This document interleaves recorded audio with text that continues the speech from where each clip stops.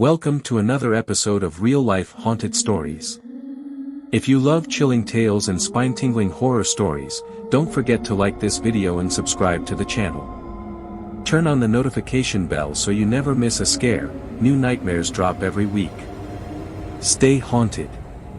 So, let's start our today's episode. The True Story 1. Certainly. Here's a chilling true horror story. The Watcher House. In 2014, Derek and Maria Broaddus bought their dream home, a beautiful 6-bedroom house in Westfield, New Jersey. They were eager to move in with their 3 young children and begin a new chapter. But just days after closing on the home, they received a letter that would turn their dream into a nightmare. The letter was handwritten and addressed to the new owner. It read, "Dearest new neighbor at 657 Boulevard. I have been watching the house for decades. My grandfather watched it in the 1920s, my father in the 1960s, and now it is my time. Do you know the history of the house? Do you know what lies within its walls?"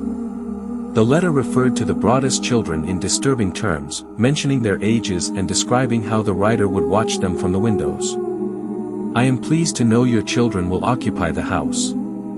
Once I know their names, I will call to them and draw them closer. Who am I? I am the Watcher." Terrified, Derek and Maria contacted the police, but there were no clear suspects. Days later, a second letter arrived. 657 Boulevard is alive. It has been waiting for you. I asked the previous owners to bring me young blood. Once you move in, the house will know it. The letters kept arriving. They mentioned details that made it clear the Watcher was close, references to the Broaddus renovation plans, the location of their children's rooms, and even noting when they were at the house.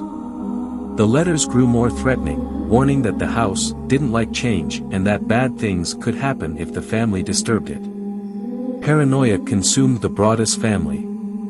They hired private investigators, installed surveillance cameras, and even tested the DNA on the envelopes, but no answers came.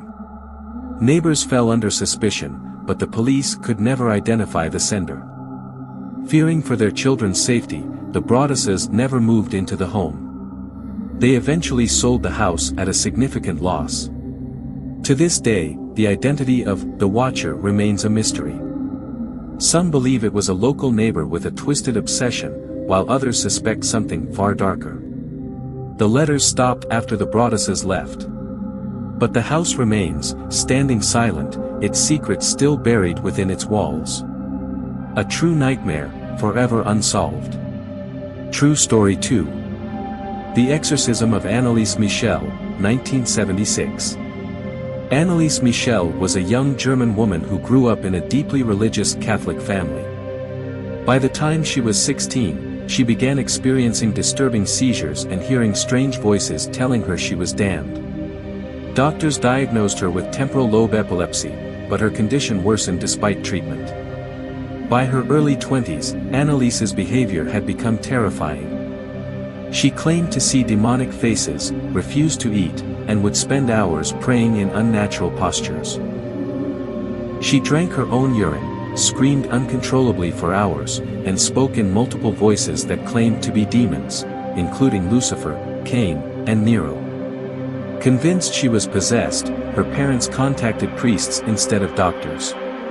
2 priests, Father Arnold Renz and Father Ernst Alt, conducted 67 exorcisms over 10 months, some sessions lasting up to 4 hours. Audio recordings captured disturbing voices arguing inside her, speaking in languages she had never learned. Anneliese eventually refused food and water, believing she had to die to atone for the sins of others. On July 1, 1976, she died from malnutrition and dehydration, weighing only 68 pounds. Her parents and the priests were charged with negligent homicide.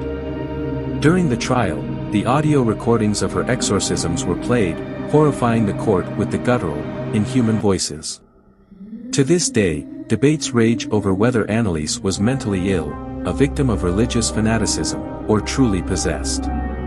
Her grave remains a site of pilgrimage for those who believe she died fighting evil itself. The True Story 3.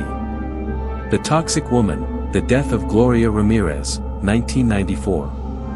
On February 19, 1994, Gloria Ramirez, a 31-year-old woman battling cervical cancer, was rushed to Riverside General Hospital in California due to heart palpitations and breathing issues. What followed remains one of the most bizarre medical mysteries in history. Upon her arrival, medical staff attempted to stabilize her. As they worked, they noticed a strange, garlic-like odor coming from her body. Her skin had a shiny, oily sheen, and her blood, when drawn, smelled of ammonia. Inside the syringe, small manila-colored crystals formed. Suddenly, nurses began collapsing. Nurse Susan Kane was the first, complaining of dizziness before fainting. More followed, with over 23 hospital staff experiencing nausea, fainting, and muscle spasms.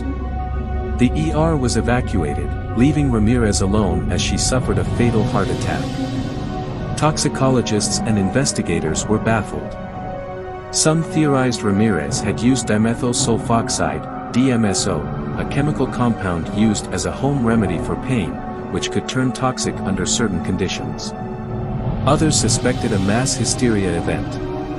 However, an autopsy revealed no definitive cause for the strange reactions.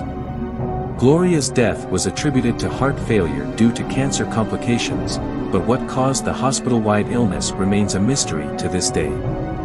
The case earned Ramirez the nickname, the Toxic Lady, forever leaving behind disturbing questions of unexplained chemical exposure, or something far stranger.